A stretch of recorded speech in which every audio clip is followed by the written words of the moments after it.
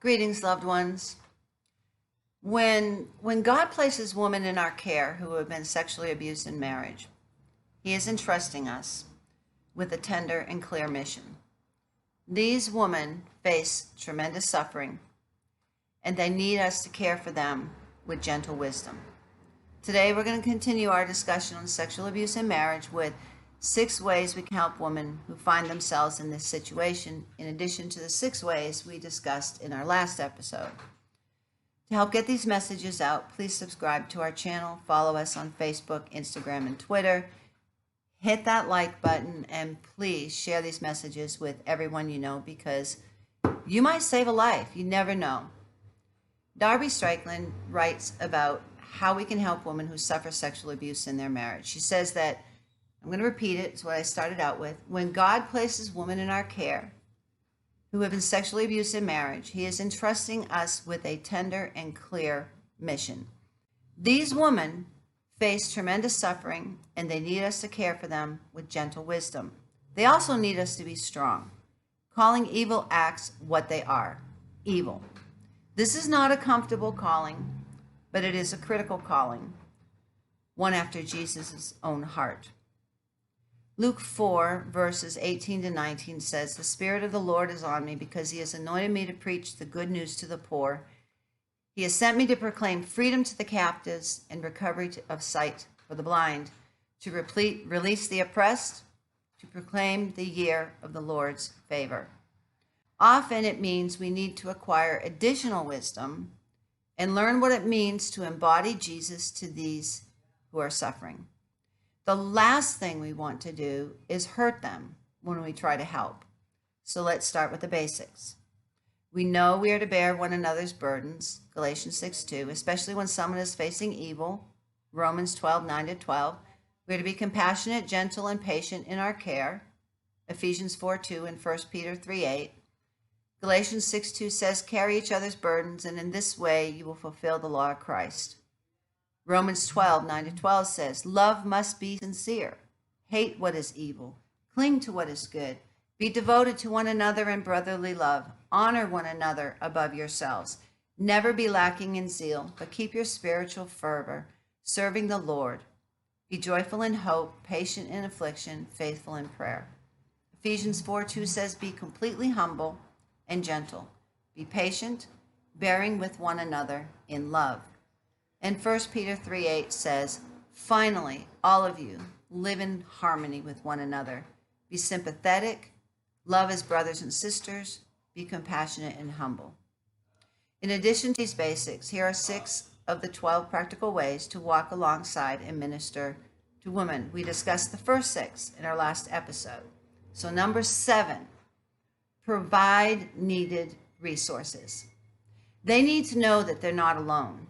Offer to connect them with an advocate, a pastor, a counselor, medical care, legal support, another victim, or a trusted friend. 8, this one's really important. Just like asking and listening, number 8 is speak beautiful truths. Being sexually abused comes with a special sense of shame. It can penetrate so deeply that the victim begins to believe the horrible lies. The woman might come to believe she is repulsive, unlovable, dirty, and please excuse the traffic, can't control that. She'll believe that she's permanently disgraced, or even worse, that her story will contaminate you. Remind her that she is a treasured possession. Deuteronomy 7:6 says, "The Lord your God has chosen you to be His treasured possessions." Tell her that she's chosen and holy. Colossians 3:12, "As God's chosen people, holy and dearly loved." Tell her she's beloved. Deuteronomy 33:3 says, "Surely it is you, God, who love the people, all the holy ones in your hand." Tell her that she's God's child. 1 John 3:1 says, "How great is the love the Father has lavished on us, that we should be called children of God." Tell her that she's Jesus' friend, John 15:15 says, I no longer call you servants. Instead, I have called you friends. Tell her that she's holy, that she's blameless. Ephesians 1:4 says, for he chose us in him before the creation of the world to be holy and blameless in his sight. And tell her that she's redeemed. Ephesians 1:7 says, in him we have redemption through his blood, the forgiveness of sins in accordance with the riches of God's grace that he lavished on us with all wisdom and understanding. Number 9, be patient. Sexual abuse in marriage is a devastating trauma. Research has shown that it is harder to reveal and experience sexual abuse by an intimate partner than by a stranger. Worse, many women go on living with the husbands who violated them. We do not expect sexual assault victims to have contact with their rapist, let alone share a home and a bed. It is quite unimaginable what they are going through. So be patient. Trauma victims also tell repetitive and circular stories, and it can be hard for them to make decisions or even consistently believe that they are victims of abuse.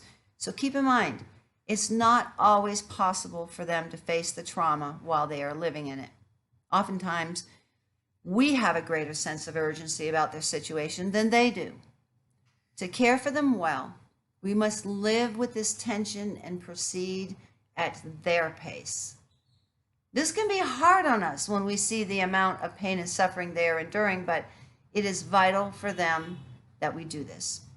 God has never-ending patience with us, and he never tires of communicating to us life-giving truths. So imitate him. Number 10, don't tell them what to do, and don't make decisions for them. Due to the power and control dynamics fueling abuse, these women often do not have the freedom to make choices at home. They don't need one more person telling them what to do. It's important and redemptive that they make their own choices, especially considering that they're the ones who must live with the after effects.